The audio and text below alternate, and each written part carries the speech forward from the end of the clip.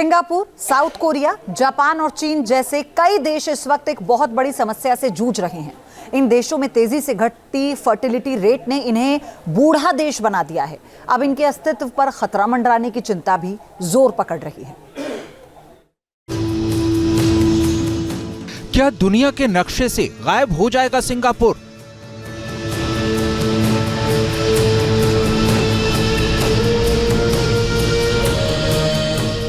क्या विलुप्त हो जाएंगे कई अमीर देश?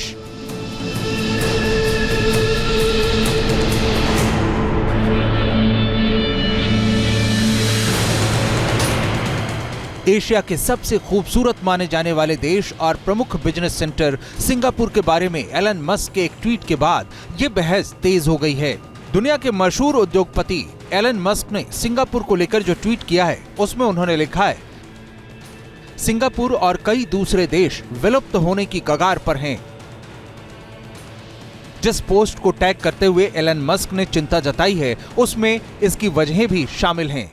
उसके मुताबिक सिंगापुर में जहां बुजुर्गों की संख्या तेजी से बढ़ रही है, वहीं बच्चों का जन्म लगातार कम होता जा रहा है, जिससे घटते मजदूर और कम होते लेबर पावर की वजह से फैक्ट्रियों से लेकर फूड डिस्ट्रीब्यूशन तक में रोबोट्स का इस्तेमाल किया जा रहा है।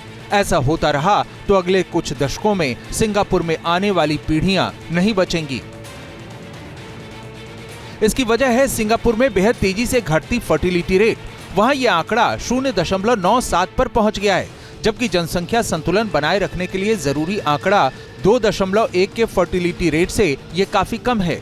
यही वजह है कि 2030 तक सिंगापुर की 25% आबादी की उम्र 65 साल से ज्यादा की हो जाएगी, जबकि अभी से यहाँ हर जगह robo cop, robo cleaner, robo waiter और रोबो डॉग दिखने लगे हैं। सिंगापुर में हर 10,000 कर्मचारियों पर रोबोट की संख्या 770 है। सिंगापुर के ये आंकड़े डराते हैं, लेकिन दुनिया के कई देश ऐसे हैं जहां तेजी से घट रही फर्टिलिटी रेट से कोहराम मचा हुआ है। 1970 के दशक तक दक्षिण कोरिया, जापान और चीन जैसे देशों में एक महिला के औसतन 5 से ज्यादा बच्चे होते थे, लेकिन अब इन देशों में एक महिला पर औसतन एक बच्चा भी नहीं है। इन देशों में आर्थिक दबाव और घरों की बढ़ती लागत के चलते 20 से 30 वर्ष की महिलाएं डेटिंग, शादी और बच्चों को जन्म देने से पीछे हट रही हैं। सिंगापुर के साथ ही दक्षिण कोरिया, जापान और चीन जैसे तेजी से बूढ़े होते देश लो फर्टिलिटी रेट से परेशान हैं।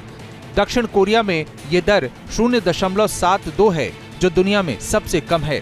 समस्या से निपटने के लिए साउथ कोरिया सरकार खुलकर खर्च कर रही है। एक बच्चे के जन्म पर 1,57,000 रुपए की नकद राशि दे रही है।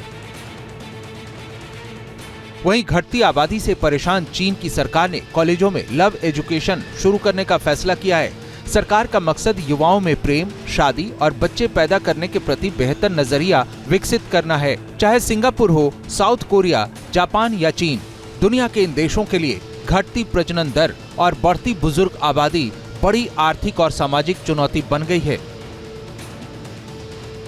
Team news nation. News nation अब व्हाट्सएप पर खबरों की ताजा अपडेट के लिए न्यूज नेशन के इस QR कोड को स्कैन करें।